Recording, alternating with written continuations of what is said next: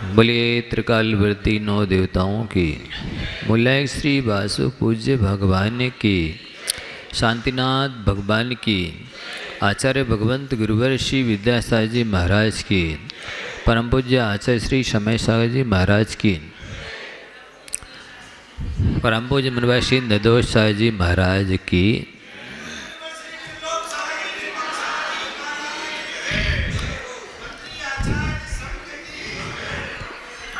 प्यारे बंधुओं, सभी लोग बात करना बंद कर देंगे तो अच्छा होगा।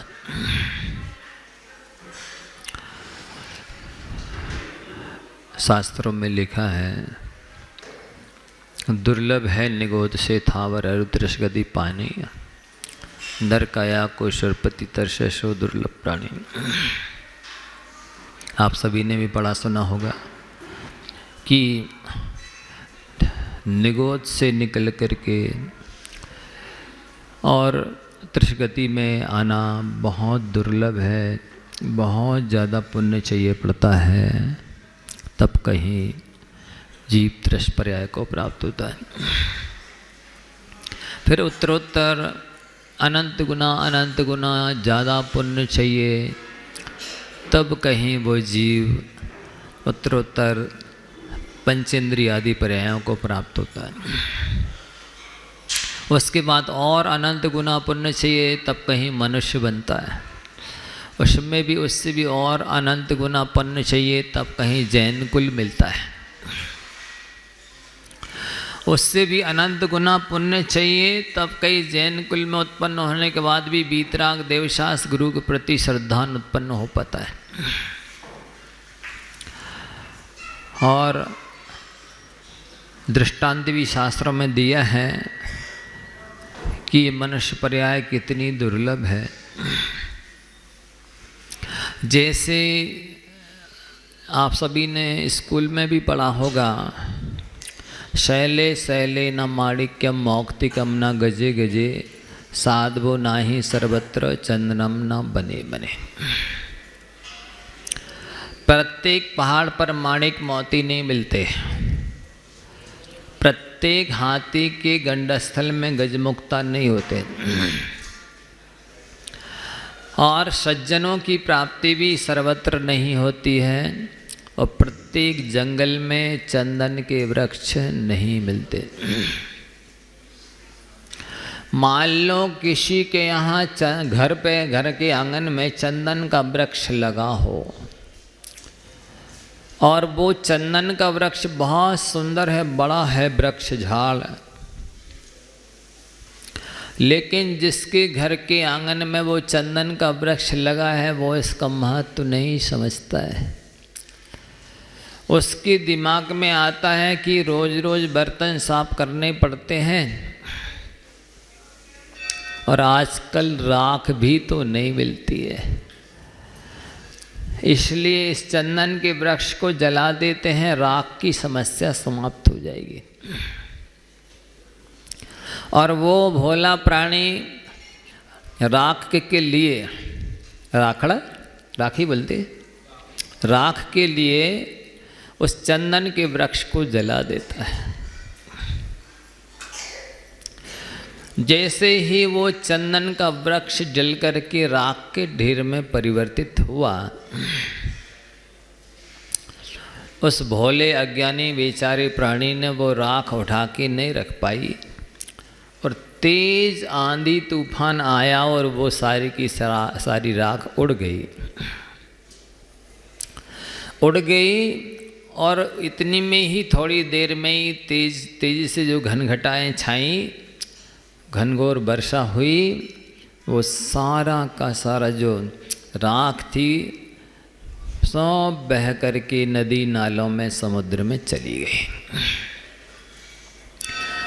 अब हम आप सभी से पूछना चाहते हैं, क्या वो जो राख नदी नालों समुद्रों में चली गई है, दोबारा जिस स्थान पर वो चंदन का वृक्ष था उसी स्थान पर बेराख के परमाणु चंदन के वृक्ष बनेंगे? आप सबकी दृष्टि में भी राख के परमाणु चंदन के वृक्ष नहीं बनेंगे, लेकिन आचार्यों की दृष्टि में बनेंगे। कब बनेंगे इसके लिए बहुत लंबा काल लगेगा। कितने कोड़ा कोड़ी सागर लग जाए, एक सागर नहीं, 100 सागर नहीं, लाख करोड़ सागर नहीं, कोड़ा कोड़ी सागर लगे, उसके बाद वो कभी ना कभी राख के परमाणु चंदन के वृक्ष बनेंगे और उसी स्थान पर बनेंगे और पूरे सेम वही परमाणु बनेंगे। एक भी परमाणु कम नहीं रहेगा और एक भी प्रदेश आगे पीछे नहीं होगा, उसी स्थान पर बनेंगे और सारे परमाणुओं से बनेंगे। लेकिन कब बनेंगे ये नहीं कहा जा सकता। तो जैसे चंदन के वृक्ष से बनी हुई राख पुनः चंदन के वृक्ष बनने में लंबा समय लगता है, वैसे ही एक बार मनुष्य पर्याय मिली, उसको विषय कसाय में खो दिया, ख्याति पूजा लाभ में खो दिया, धन कमाने में खो दिया, तो दोबारा ये योग्यता, जिस योग्यता को लेकर के आप बैठे हैं, जिस स्टेज पर आप बैठे हैं, उसी वो योग्यता का प्राप्त होना वैसे ही उससे भी कहीं ज़्यादा दुर्लभ, उस चंदन के वृक्ष को दोबारा चंदन के वृक्ष बनने से भी ज़्यादा दुर्लभ है। प्यारे बंधु, जैसी ये दुर्लभता से मनुष्य पर्याय मिली है, ये मोही अज्ञानी प्राणी उतनी सुलभता से उसे नष्ट कर रहा है, उतनी सुलभता से बर्बाद कर रहा है। कितनी साथी से तीव्र पुण्य कर्म की वजह से ढेरों ढेर पुण्य से कहीं ये मनुष्य पर्याय मिली है, और उसको इस तरह बर्बाद कर रहा है जैसे कोई व्यक्ति प्याज की खेती करे और उसमें प्याज कोई ले ना जाए इसके लिए ऊंची कपूर की बाउंड्री लगा रहा। बताओ बंधुओं, प्याज महंगी है कि कपूर महंगा है? इसी प्रकार से ये पंचेंद्रिय के भोग जो हैं, आप संसारी प्राणी भोग रहा है, वे महंगे हैं कि ये मनुष्य पर्याय महंगी है। तो क्या करना चाहिए फिर मनुष्य पर्याय को प्राप्त करके? तो आचार्य भगवंत कहते हैं, यह तन पाए महातप कीजिए आमे सारे।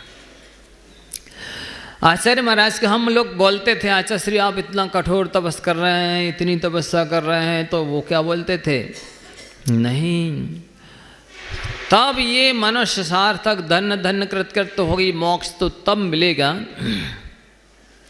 जब ऐसी दिगंबर मुद्रा धारण करने के बाद में जंगल में जाकर के हम ध्यान में बैठे, भूख प्यास ठंडी गर्मी को सहन करते हुए इतनी एकाग्रता से बैठे कि मृग ये समझ कर कि ये पत्थर है और अपनी खाज खुजाएं, तब ये मानव पर्याय धन्य धन्य होगी, तब मोक्ष मिलेगा। वो कहते थे हम तो KG1 के विद्यार्थी हैं। सोचो, आचार्य महाराज का तप त्याग तो देखे ही आप लोगों ने।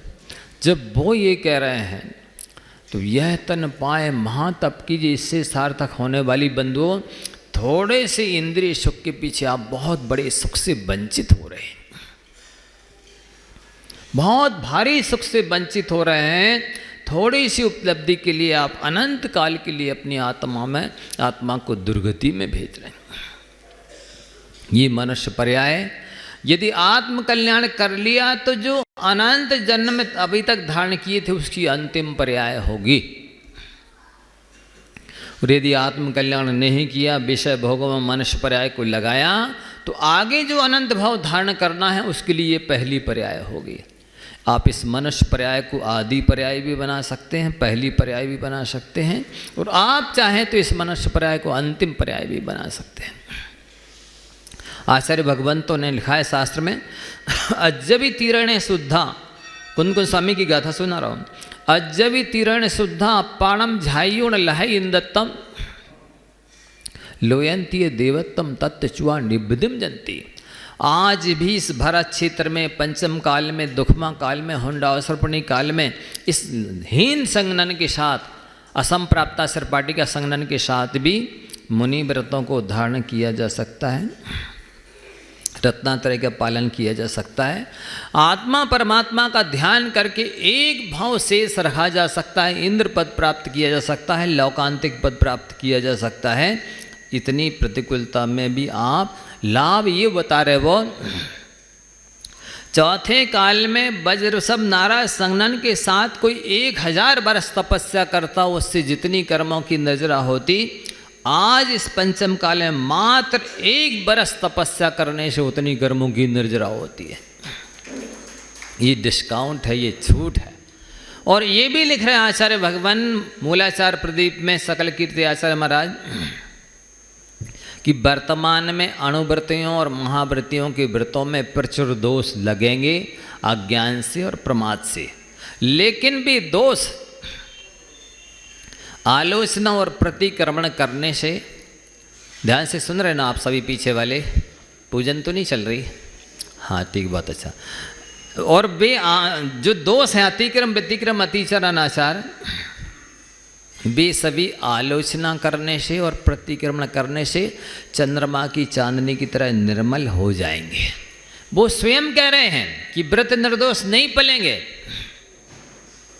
लेकिन आलोचना प्रतिक्रमण करने से भी निर्दोष हो जाएंगे। ये अपने को बहुत बड़ा लाभ है।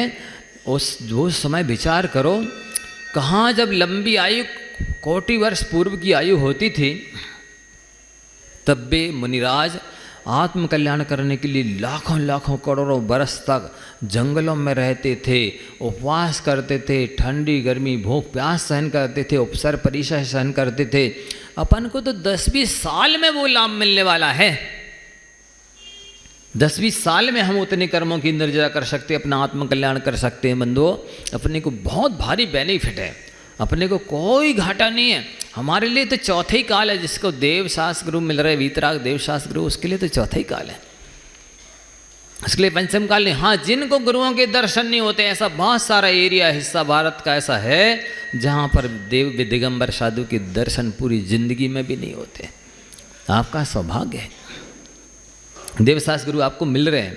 तो हमारे दिमाग में अभी हम हरिवंश पुराण ग्रंथराज का स्वाध्याय कर रहे थे, उसमें जब मैंने 34वें पर्व में व्रतों की महिमा पढ़ी, फल पढ़ा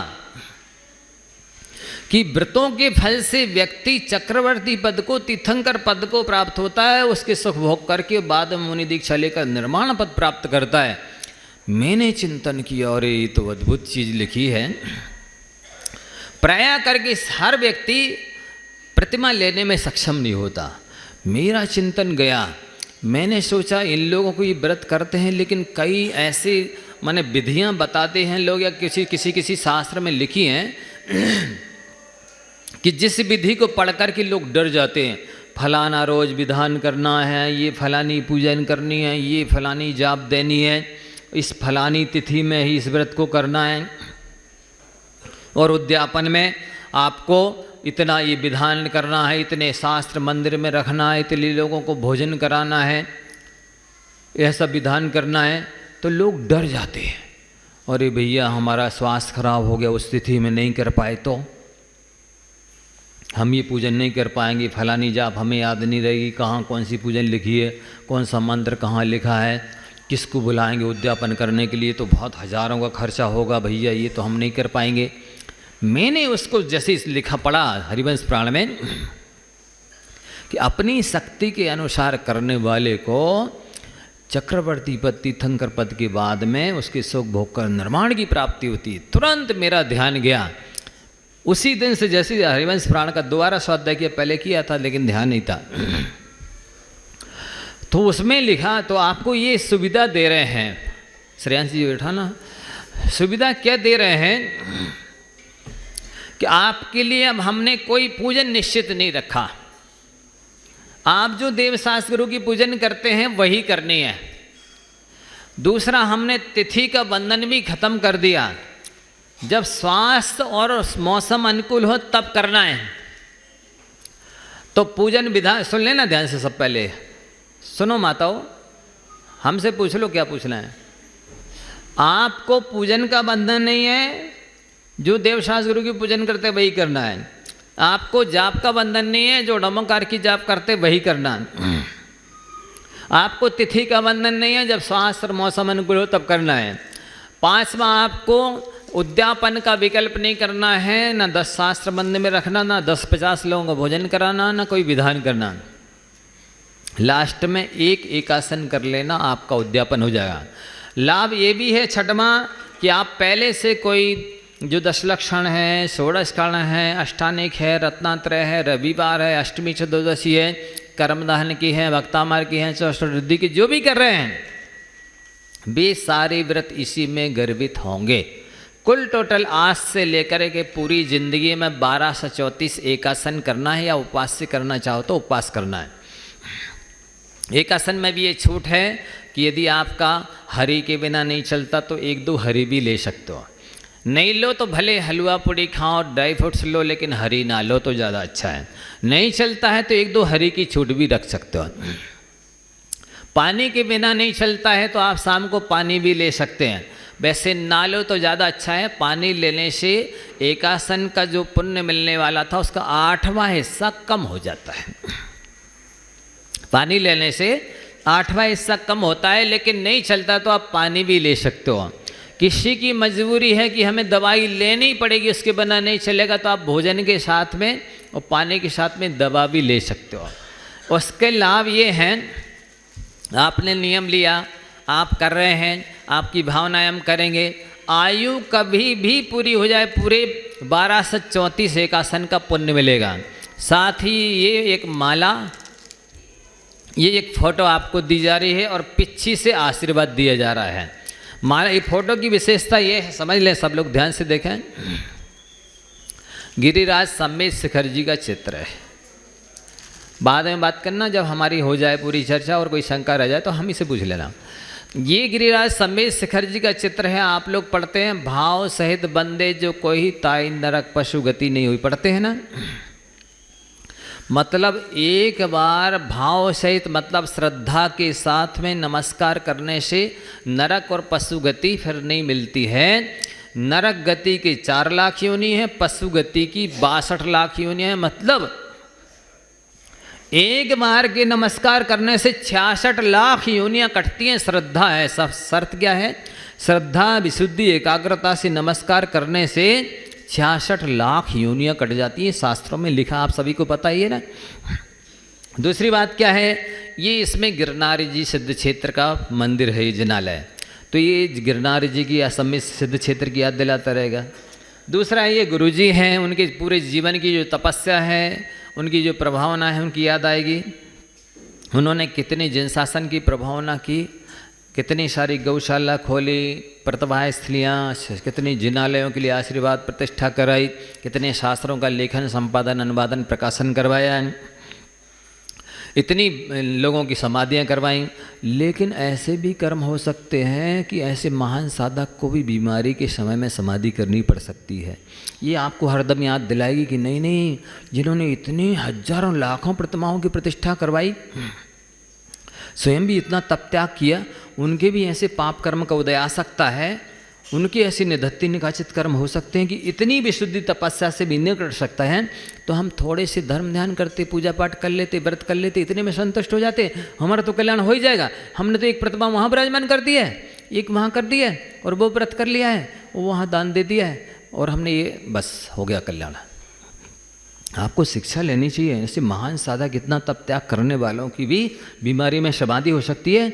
जिन रुद्रों की 81 लाख पूर्व की आयु थी, बहुत ध्यान से सुनना, 27 लाख पूर्व तक राज्य अवस्था में ठाट बाट से भोग के साथ रहे। 27 लाख पूर्व तक भावलिंगी रिद्धिधारी मुनिराज रहे। 2 बार उपशम श्रेणी मारी। भावलिंगी होंगे, रिद्धिधारी होंगे, तभी उपशम श्रेणी मार सकते। हम जैसे सामान्य साधु उपशम श्रेणी नहीं मार सकते। इतनी श्रेष्ठ तपस्या जीवन भर सामायिक की, प्रतिक्रमण किया, भोग प्यास, ठंडी गर्मी सही, डांस मच्छर उपसर परिचय सहे, उनके भी निधत्ति निकाचित कर्म नहीं कटे। अंत में भ्रष्ट हो गए, शादी करा ली, फिर 27 लाख पूर्व तक भोग भोगे और मरकर सप्तम नरक गए। जब 27 लाख पूर्व तक भावलिंग का पालन करने वाले भावलिंगी रिद्धिधारी मुनिराज उपशम श्रेणी मारने वाले 2 बार वे सप्तम नरक जा सकते हैं। हम और आपने कितना धर्म ध्यान किया है, जरा से धर्म ध्यान में संतुष्ट हो रहे, हमने तो इतना विधान करा लिया, वो प्रतिमा विराजमान कर ली, वो व्रत कर लिया, वो हमने स्वाध्याय कर लेते, हम तो इतने में संतुष्ट हो रहे। और मूलासार में लिखा है, मैं गाथा सुना रहा हूँ, हंधी चिर भाव दाविये जे पुरुषा मरण देश कालम में पुब कद कम में गर्व तड़ेण पच्छा पड़ी पड़ंती।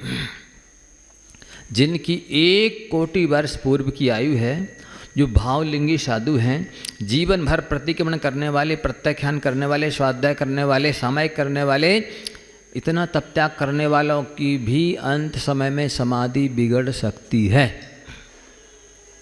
तो फिर दूसरी गाथा लिखते हैं, तो जब ऐसी स्थिति है तो क्या करना चाहिए? तो वो उपाय बताते हैं, तम्मा चंद वेदेश कारणेन उज्जदेन पुरुषो जीवो अविरहित गुणों कायब मुख मग्ग में। इसलिए जो भी आत्मकल्याण चाहते हैं उनको, जैसे अर्जुन ने लक्ष्य वेद के लिए एकाग्रता की थी, जितनी सावधानी से संधान साधा था एकाग्रता से, कितनी एकाग्रता की होगी कि वृक्ष के ऊपर कोई उन्होंने चित्र कोई टांग दिया है, जो भी पक्षी या कुछ भी, अब उस पक्षी माने वृक्ष नहीं देखना, शाखा स्कंद डाली उपडाली टहनी नहीं देखना, भीड़ नहीं देखना है, पक्षी नहीं देखना, पक्षी की वल्ली आँख दिखनी चाहिए, तब चिड़िया की, तब कहीं आप अपने निशाने को साध पाओगे। ठीक इसी प्रकार से मोक्ष प्राप्त करना है, आत्मा को दुखों से छुड़ाना है, चरगति 84 लाख योनियों से छुड़ाना है, तो आपको इतनी एकाग्रता होनी चाहिए, इतनी तत्परता से आत्मकल्याण के लिए तैयार होना चाहिए। फिर आगे इसमें आप देखेंगे गोमटेश्वर बाहुबली भगवान हैं, जो मतलब कर्नाटक के क्षेत्रों की याद दिलाएगा। ये चंदाप्रभु भगवान की टोंक है, इनके ऊपर हमने तेरापंथी कोठी शिखर जी की चंदाप्रभु भगवान विराजमान किए। यहाँ पर वासुज भगवान की टोंक है, तो चंपापुर के वासुज भगवान विराजमान किए, जो वासुज सिद्ध क्षेत्र की याद दिलाएंगे। ये आदिनाथ भगवान की टोंक है, जहाँ पर कुंडलपुर के बड़े बाबा आदिनाथ भगवान विराजमान किए हैं, अष्टापद की याद दिलाएंगे, और ये कुंडलपुर की याद दिलाएंगे पूरे सिद्ध क्षेत्र की। यहाँ पर ये महावीर भगवान की टोंक है, तो महावीर जी के महावीर भगवान विराजमान किए गए। महावीर जी क्षेत्र की याद दिलाएंगे, पावापुर की याद दिलाएंगे, और ये टोंक की। फिर ये पार्श्वनाथ भगवान की टोंक है, तो इंदौर नशिया जी के अतिशयकारी पार्श्वनाथ भगवान हैं। आप इसको चाहें तो 4 फोटो बनवा लीजिए और अपने घर के चारों दीवालों में लगा लीजिए। इससे कितने लाभ होंगे? एक तो वास्तु शास्त्र संबंधी दोष दूर होंगे, दूसरे सारे विघ्न दूर रहेंगे, तीसरा जितने बार दृष्टि पड़े आप कमर घुटने ना झुका सकें, गर्दन ना झुका सकें, हाथ ना जोड़ सकें, तो आँखों की पलकें झुकाकर नमन करते रहिए। 66 लाख योनियाँ कटती हैं श्रद्धा से नमन करने से। तो ये चित्र, ये माला उन 1234 एकासन करने वालों के लिए और पिच्छी से आशीर्वाद दिया जा रहा है। इसमें नियम टूटने का डर नहीं है, आयु कभी भी पूरी हो जाए, पूरा 1234 एकासन का पुण्य मिलेगा। लगभग 350-400 लोग ले चुके हैं ये व्रत, एक सप्ताह के बीच में। यहाँ पर लगभग 400 की संख्या होने वाली है, एक सप्ताह के अंदर ये व्रत ले चुके हैं। आप लोग भी सभी 9 बार नमो का मंत्र पढ़ लीजिए मेरे हाथ से। और ये गंधोदक भी रख दिया है किसी ने, ये गंधोदक भी लगाए जाने वाला है। ये सब आपको सौभाग्य मिलने वाला है। 9 बार नमो का मंत्र पढ़ लीजिए और इसको हमसे लेते चले जाइए। आप जो ले रहे हैं वे भी 9 बार नमोकार पढ़ लें, और जो नहीं ले रहे हैं वे भी 9 बार नमोकार पढ़ लें, जिससे इन लोगों के व्रत निर्विघ्न सानंद संपन्न हो और आपके द्वारा कायस्वर से इनके व्रत पालेंगे और इनके व्रत पालने का जो पुण्य है उसका 6ठा हिस्सा आप लोगों को मिलेगा। हाँ, 9 बार नमोकार पढ़ लिया। श्वास अंदर लेते हुए मेरे हाथ से लेना, ईश्वर विद्या कहलाती है, इससे भी बेनिफिट मिलता है। स्वस्थ रहो, सुखी रहो, कल्याण हो। स्वस्थ रहो, सुखी रहो, कल्याण हो। देते जाओ। लो 9 बार नमोकार पढ़ लिया। स्वस्थ रहो, सुखी रहो, कल्याण हो।